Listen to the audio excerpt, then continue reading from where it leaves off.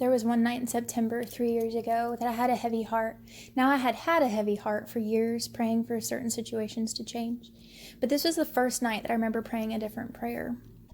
Instead of praying for specific outcomes and certain things to change, I relinquished all control and I said, God, your will be done. I need help. I need change. I was crying and bawling my eyes out, but I said, God, I need a word.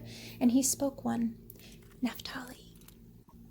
I didn't know what that meant, but I found out it's one of the 12 tribes of Israel. It's one of the lost tribes, and it means to wrestle with God or to obtain with suffering. 2019, the Holy Spirit approached me again on New Year's, and I knew my season of suffering would begin. And it did, loss after loss. But one thing that kept repeating was Philippians 4:8. And then one day I got a letter in the mail from a family friend. She wrote the next verse, Philippians 4:9. Whatever you have learned or received or heard from me or seen in me, put it into practice, and the God of peace will be with you.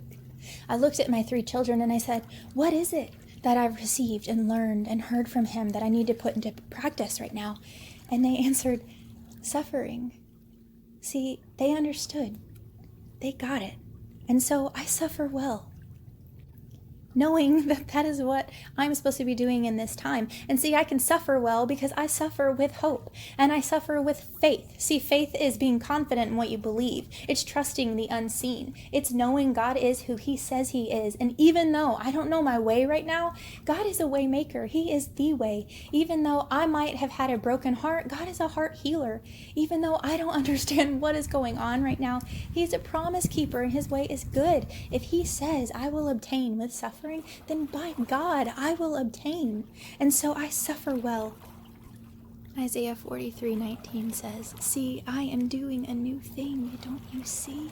I am making a way in the wilderness and streams in the desert. I need only have faith.